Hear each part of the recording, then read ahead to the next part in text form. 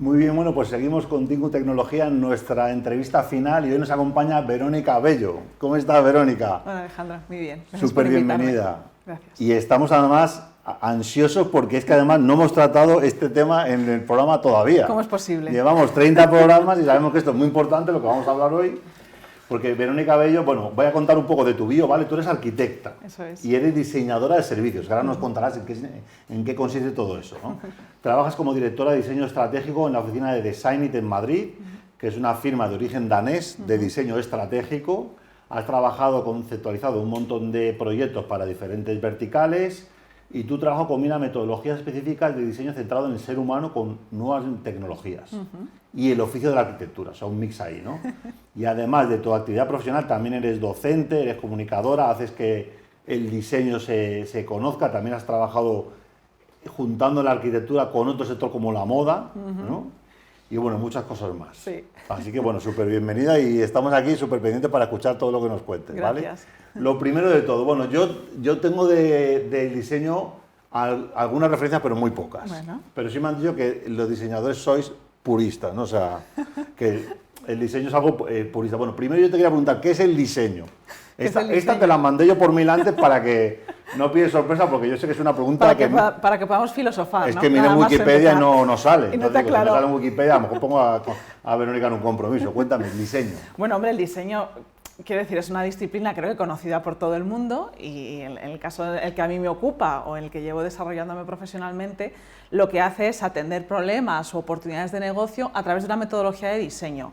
¿En qué consiste esa metodología de diseño? Pues hay una fase inicial de entendimiento, entender tanto la oportunidad como el problema, entender qué está sucediendo, dónde podemos ofrecer alguna solución, alguna respuesta de diseño, y la ejecución, que para mí es una de las partes más probablemente interesantes y motivadoras del diseño, que es no quedarnos únicamente en esa parte más teórica, más de exploración o más de conceptualización, sino que ejecutamos esas soluciones y las llevamos a la realidad o a la práctica. Y las formas que tiene el diseño hace unos años eran menos, ahora tenemos una variedad amplísima y pues podemos hablar desde un lugar más tradicional o más casi originario del diseño como capacidad para producir pues, la silla en la que estamos sentados, la mesa en la que nos apoyamos, la copa en la que bebemos agua, comunicar, gráfico, visual, arquitectura podría llegar a considerarse, ¿no? una parte del diseño, pero a día de hoy estamos hablando de diseñar nuevos negocios, diseñar soluciones digitales o assets digitales, servicios que tú lo has mencionado y lo que hemos ido es evolucionando de un lugar de tangibles, como la propia cultura o la propia sociedad, a un lugar de intangibles, en donde estamos rodeados de diseños que no vemos, pero que sí que interactuamos con ellos. Vale. O sea que, por ejemplo, para yo entenderlo, al igual que un arquitecto, cuando quiere hacer un edificio, se para antes a hacer los planos, a ver cómo es el terreno, los cimientos, cuánto tienen que aguantar, de cuántas plantas, eso se debe hacer con todo, ¿no? Efectivamente. Porque históricamente conocemos el diseño, no sé, de los coches, ¿no? Pininfarina, el que hace diseño de automoción. Villaro, el otro, ¿no? Pues diseñadores.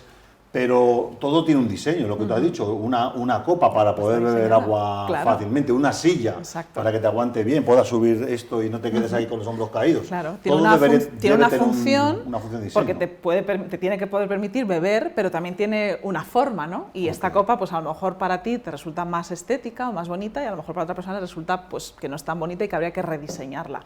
O no contiene suficiente líquido, o imagínate que cuando vas a beber se vierte y por tanto puede que la forma esté muy bien resuelta, pero la función no, porque no podemos beber de esa copa, ¿no? Entonces, el diseño recoge todas esas necesidades y lo que te comentaba, hay una parte muy importante en el diseño estratégico que nosotros trabajamos o donde nos enfocamos, que es entender que además hay un fit en el mercado, que a lo mejor diseñar la enésima copa no es necesario porque no hay una necesidad en el mercado o no ha identificado el por qué hacer una solución de diseño más. Vale. Bueno, como este programa lo ve gente de mi perfil, yo me puse a... ¿Qué preguntas era ello? Directamente. Entonces, yo por ejemplo he oído palabras. Venga. Palabras relacionadas con el diseño. Por ejemplo, Human Centered Design, diseño centrado en el humano. ¿Esto qué es? Pues es precisamente lo que te estaba comentando. Una de las herramientas que nosotros usamos para encontrar esas posibles nuevas ideas para el mercado o cómo solucionar problemas que las empresas están encontrando, pues de repente están bajando sus beneficios o están encontrándose que antes eran el player principal de un mercado y están perdiendo ingresos. Pues nosotros lo que hacemos es recurrir a las personas, a los usuarios o a los potenciales usuarios de esas empresas e identificar por qué está pasando eso. Y les preguntamos a través de distintas técnicas de investigación para el diseño por qué está sucediendo eso. Cuando tenemos identificado ya pues, un problema, pero en ocasiones lo que hacemos es una investigación mucho más exploratoria y buscamos en nuevos patrones de comportamiento, nuevas maneras de relacionarnos, nuevas interacciones con otros productos, servicios, otras compañías, porque de repente hemos dejado de quedar para ir a comer a un restaurante y ahora lo que hacemos es pedir comida a domicilio en casa. Pues ese tipo de conductas humanas es lo que se llama esa investigación centrada en el usuario y los ponemos en el centro de todo nuestro proceso. Ponemos a estas personas que nos permiten, como te decía, identificar esos problemas o incluso identificar futuras soluciones, conceptualizarlas y una vez están definidas, validamos con ellos, porque de nuevo buscamos que haya un fit en el mercado y también así reducimos los riesgos de posibles lanzamientos erróneos o fallidos, ¿no? Entonces, además hacéis, yo puedo decir que hacéis experimentos con humanos, porque bueno, a veces te invitan a un focus group, ¿no? De una, vamos a sacar nuevas patatas fritas, por ejemplo, y te invitan a probarlas, ¿no? Exacto. El viernes que viene vamos a hablar de que la Pepsi-Cola cambia de logo. Pues oye, la Pepsi-Cola Coca-Cola, tapadas, ¿no? ¿A qué te sabe, no? Sí. O, por ejemplo, creo que hay hasta habitaciones que vosotros cerráis con un cristal Sí. y le decís a la gente, bebe agua, y según cómo beba agua diseñáis el vaso, Sí. ¿no? Hacéis cosas de estas. Sí, hay muchas técnicas de investigación, unas más dirigidas, como tú has dicho, ¿no? Pues un focus group en donde nos sentamos, mostramos un producto, un servicio, una nueva identidad para entender cuál es la acogida, cuál es el entendimiento tanto del producto como incluso de la propuesta de valor, ¿no? Imagínate que no estamos ya hablando de una solución final, sino ¿cuál es vuestra percepción? Imagínate que una empresa financiera te ofrezca servicios de salud, por ejemplo. O sea, que es muy abstracto, pero ahí lo que estamos recogiendo, como te decía antes, ¿no? En estadios muy primigenios de una posible idea, de una posible línea de negocio, ¿cuál es la aceptación que tiene eso, ¿no? Si se entiende, si se va a recibir bien, si una empresa financiera desde ese lugar puede hablarnos de cualquier tema o puede voy a decir, convencernos de comprar cualquier tipo de servicio de cualquier industria, ¿no? Pues podemos y hacemos ese tipo de técnicas y luego otras que son un poquito más abiertas, en donde únicamente, pues imagínate, yendo al contexto digital, mostramos a un usuario una herramienta digital y le pedimos pues que navegue. Y lo que hacemos es dejar que esa persona libremente explore, descubra la herramienta y ponga o se fije en unos temas o en unas zonas y no en otras. Eso incluso también... hasta le ponéis sensor en el ratón, o incluso donde mira con los ojos, exacto, ¿no? Exacto, sí, mapas de calor, eso también se hace mucho en espacios físicos, ¿no? El humano interactuando. Exacto, y cuánto tiempo está mirando un elemento o no otro, u otro, y de ahí también lo que hacemos es como ese análisis menos dirigido, como te comentaba, y luego también perseguimos entender por qué ha estado mucho tiempo mirando un elemento, porque puede ser porque le interesa o puede ser porque no lo está entendiendo y está necesitando más tiempo del que a lo mejor a la empresa para la que estamos trabajando le gustaría que dedicaras en ese paso de, imagínate un proceso de onboarding o un proceso de compra de unos billetes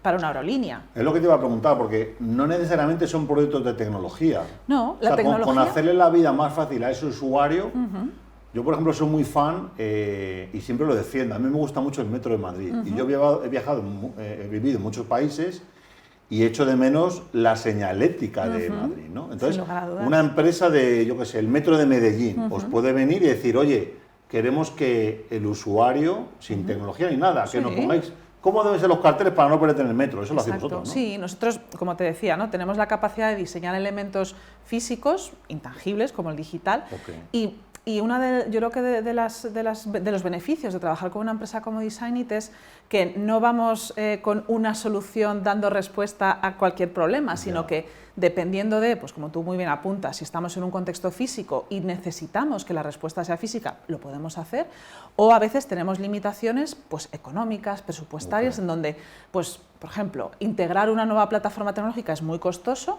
¿Podemos hacer esto a través de una solución un poquito más sencilla, física, incluso manual, a través de personas?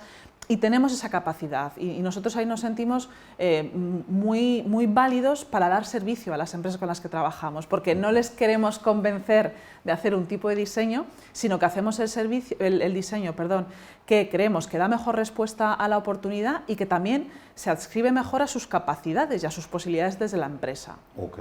Bueno, otro palabra, de este sí he leído más, a ver. Pero para que la audiencia que no conozca, Design Thinking. Bueno, el Design Thinking es un poco lo que te decía, ¿no? Esa aproximación de ese pensamiento de diseño, cómo nos aproximamos a través de las capacidades que tenemos las personas que diseñamos a un reto. Pues seguro que otro profesional, pues por poner otro ejemplo, la medicina a lo mejor tiene una manera de explorar o de identificar patologías que no es obviamente como la que tiene un diseñador. Claro. Entonces ese pensamiento de diseño, que es una herramienta, al final lo que nos permite es pensar desde la visualización, porque trabajamos mucho con herramientas visuales. Con los post y con color, como exacto, esto de la guardería, ¿no? Que además yo trabajo también en multinacionales y vamos a abrir una empresa consultora de diseño tal. Y todos como los niños, vamos a pintar las paredes y no sé qué, ¿no? Lo bueno del Design Thinking, que además es una herramienta que yo creo que, como tú muy bien apuntas, ha sido muy punta de lanza en cuanto a visibilizar las capacidades que el diseño puede traer a una empresa. Lo bueno que tiene el Design Thinking, comparado con otras dinámicas de trabajo, de colaboración, es que nos pone a todos un poco en un lugar igual, en donde nos tenemos que expresar a través de la comunicación visual, en donde además hay que tomar un tiempo para explicar un concepto que en líneas generales todos estamos más habituados a trabajar con las palabras, ¿no? A escribir, a hablar, pero no tanto con el dibujo, ¿no? Con el bocetado. Entonces nos pone en un mismo lugar y además requiere un esfuerzo para la explicación de algunas ideas, algunos conceptos, y eso hace que muchas veces los procesos en los que introducimos o en los que usamos el Design Thinking sean, por así decirlo, como más equitativos, ¿no? o que logremos integrar voces que muchas veces no tienen espacio en esas decisiones, ¿no? Y yo aquí veo la importancia de estar bien acompañados. O sea, cuando que una empresa... Porque no hay muchas empresas dedicadas al diseño, al menos en España yo no conozco muchas, ¿no?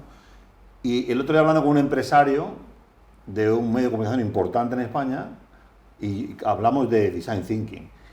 Y el tipo me dijo, ay, pero si eso es un mapa de empatía, eso ya lo hemos hecho varias veces. Y nada, digo, bueno, será porque no te lo han hecho bien. Puede ser. Porque son herramientas súper poderosas, ¿no? Muy útiles. Yo he leído que el mapa de empatía, el Product Marketing son herramientas que se hacen con Post-it, pero que WhatsApp, Car2Go se han diseñado con eso, ¿no? O sea, empresas súper potentes, multimillonarias, se han diseñado con este tipo de... A nosotros siempre nos gusta decir que no queremos ser esclavos de las herramientas, ¿no?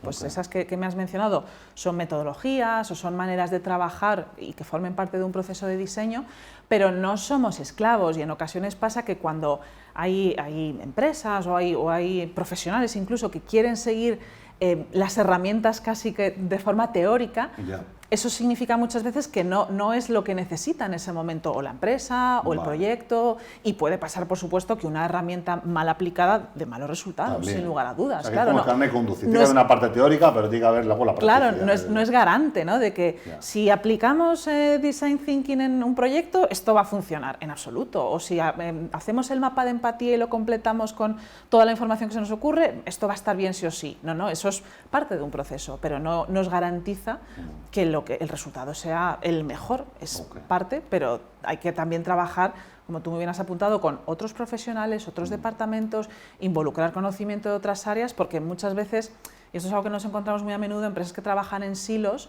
al final con lo que nos encontramos son con soluciones dentro de ese silo, pero la respuesta muchas veces está fuera, o está gracias a traer a otros profesionales de otros departamentos que nos facilitan o nos validan algunas de las ideas que estamos teniendo en ese proceso. Vale. Sí, como hablábamos antes con Íñigo, que no es lo mismo que tú tengas un problema y estén todos mirando cómo solucionarlo, que vengan también consultores externos y herramientas externas que te ayudan a verlo desde diferentes prismas, ¿no? Uno de los roles que yo creo y que creemos, ¿no?, en Design It que el diseño genera es la facilitación. Tenemos altas capacidades para traer a la mesa a todas esas personas, establecer una dinámica de trabajo, marcar unos objetivos y salirnos de esa sesión de trabajo con esos objetivos cumplidos. Okay. Y como externos, como tú muy bien apuntas también, creo que tenemos un rol agnóstico con respecto a pues, las dificultades internas, las barreras... Claro, sí. Mi jefe no sé qué, Exacto. quiere que venda todo ya, no sé qué. Pero teniendo en cuenta eso, porque por supuesto que se tiene en cuenta, nosotros ahí damos un paso atrás, dejamos que todo eso se recoja y se comparta y que todo el mundo además sea consciente de esas barreras, porque todos somos muy conscientes de nuestras barreras, pero a lo mejor no de las del resto de compañeros de la empresa. Y lo recogemos y lo analizamos y lo ponemos en valor, como te comentaba antes, entendiendo qué se espera de ese proyecto y hasta dónde podemos llegar con ese proyecto, porque en ocasiones estos procesos, cuando no tenemos control sobre ellos o no hay, voy a decir, cierta profesionalidad en la ejecución del proceso, nos hemos encontrado y nos ha pasado con soluciones de otras compañías que eran, pues voy a decir, totalmente inapropiadas, ¿no? En términos de forma, tiempo, presupuesto, porque no ha habido, de nuevo, ¿no? una profesionalidad en cómo aplicar o cómo seguir el proceso y cómo ir evaluando y renunciando muchas veces. Es el mejor cliente también, ¿no? Es el que viene de una... Bueno, es el mejor cliente a corto plazo, pero... Te toca como de la profesora de la guardería, ¿no? Cuando están todos ahí con los rotuladores pintando las paredes y los postes, te toca como moderar. Sí, pero es verdad que hay un riesgo muy elevado por lo que te decía antes, ¿no? Que creemos que vamos a, por ponerlo de alguna manera, vamos a complacer al cliente en el corto plazo porque... Por supuesto, se puede hacer todo, lo tangibilizamos, lo entregamos, pero luego a la hora de implementarlo no es viable. Entonces, desde una perspectiva de cliente dirán, oye, qué bien nos lo hemos pasado, cómo nos han ayudado a generar unas altas expectativas, luego no lo podemos hacer. Entonces hemos estado perdiendo el tiempo y los recursos en una solución que era pues, un sueño que no se podía hacer realidad. Pero también un poco en vuestro ADN está el tema de... como lead management, ¿no? Fallar rápido. Sí, claro. O sea que, oye, pues qué bien que nos equivocamos en el espacio de laboratorio. Exacto. Porque si sacas un producto al mercado, lo fabricas, tal, no sé qué, imagínate fabricar un coche, fabricar un teléfono móvil, tal, y que después de haberte gastado un montón de millones de dólares, resulta que no funciona. Eso sí que puede ser terrible, ¿no? Totalmente. Y por eso antes te hablaba un poco de en qué momento ponemos a los usuarios a ayudarnos, tanto para explorar o descubrir, como luego para validar. Va a haber una aceptación, tiene una conexión real con los problemas que hemos identificado, y eso intentamos hacerlo siempre, pues como te comentaba, a lo mejor no desarrollamos el producto, a lo mejor desarrollamos una pieza que comunica la propuesta de valor de ese producto sin terminar de definirlo y vemos si hay un encaje o si hay realmente un apetito por comprar o por adquirir ese servicio. Ok. Bueno, cuéntame, oferta formativa. ¿Cómo puede alguien formarse en diseño? Alguien que le llame la atención en lo que tú trabajas, lo que hacéis en vuestra empresa, en Designit. Profesiones nuevas que han surgido, porque he estado cotilleando vuestro LinkedIn y he visto no me acuerdo el nombre, pero diseño de conversaciones. Ajá, sí, que me he quedado, esto es una sí. profesión nueva, ¿no? Sí, muy Cuéntame reciente. un poco a nivel profesional, ¿qué nuevas áreas hay? ¿Qué nuevos campos hay por cubrir? ¿Qué nuevas necesidades tú ves donde te puedes formar en diseño? O de pronto, bueno, tú hiciste arquitectura, pero ¿existe carrera de diseño actualmente? Sí, ¿no? sí. Por suerte... ¿Cómo se aprende el diseño? No sé. Por suerte te diré que, vamos, estamos en un país muy maduro, en España, o sea, tenemos muchísimas escuelas con formación oficial en toda la geografía, en donde se aprende diseño. Los nuevos diseños también, o sea, tenemos grandes escuelas en donde están formándose grandes profesionales, desde un lugar oficial, voy a decir, pero luego también tenemos formaciones complementarias o que ayudan a profesionales que vienen de otros sectores a... Como tú, por ejemplo, que te adaptaste de la arquitectura a diseño de servicios. Exacto, entonces te diré que hay muchísimos recursos, los más, por así decirlo, formales u oficiales, y luego tenemos también un abanico súper extenso de escuelas, centros formativos, bueno, todos los canales digitales en donde también se comparte, ¿no? La comunidad de diseño también es muy activa y nos gusta compartir y estar todo el rato hoy aprendiendo los unos de los otros. Entonces, yo creo que es un espacio en donde si alguien tiene interés va a encontrar muchísima oferta. Probablemente lo difícil va a ser seleccionar qué hacer. Pero al menos, porque yo aquí tenía apuntado, recomiéndame algunas charlas, algunas conferencias, algún libro para iniciarse. Yo me compré los de Osterwalder, los te lo estaba viendo, estaba pensando, digo, mira, me va a preguntar por algún libro, digo, ¿y tienes ahí tengo un par? esos que me encantan, porque además son libros que, como los niños, son con un montón de colores y tal, pues que ahora leer con esto de TikTok no tenemos la atención ni de un pez. Y No, me pero compré tienes- uno más denso de diseño de servicio, pero no me lo he acabado. Pero, por ejemplo, o no sé, o que fue alguna web para aprender, para gente así, más de perfil de gente de fuera. Tecnológico. Sí, no, o gente No de fuera, necesariamente. otros proyectos, o sea, otros programas también, hermanos, que tenemos aquí en Tinku, que digan, oye, esto del diseño se puede aplicar en el mundo de la comunicación corporativa. Pues sí, Sin probablemente duda, se pueda en claro todo, que ¿no? sí, sí, ¿Dónde, sí. dónde Todo daría es- los primeros pasos? Todo está diseñado. Pues fíjate, yo te mencionaba, ¿no? Los libros que tienes por ahí, el de Diseñando la propuesta de valor, Ok, que creo que son buenos libros un poco para entender probablemente más desde las herramientas, Ok. que creo que es un punto de partida, porque también en las organizaciones ayuda a tangibilizar, ¿no? Como estamos hablando de cosas que son a veces muy abstractas Ya. y cómo logras ponerle una forma, ¿no? O introducirlo en tu día a día de trabajo, o cómo buscar la manera de trabajar de otra forma, ¿no? Desde la metodología de diseño que te mencionaba antes.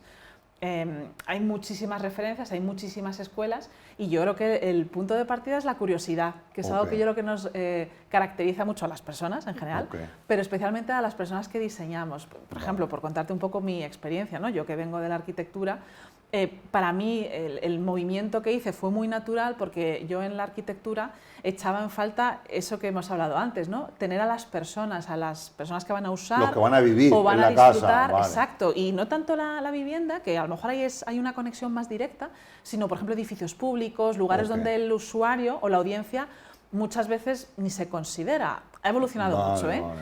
Pero es cierto que para mí, cuando yo acabé mis estudios universitarios, sentía que había un vacío, ¿no? Y Claro, incluso, imagínate que haces la inauguración de un centro cultural tal, corre la cortina y a la gente entra y no le gusta, horrible. Imagínate. o no está pensada sus funciones para las necesidades del barrio, de la Ok. ciudad.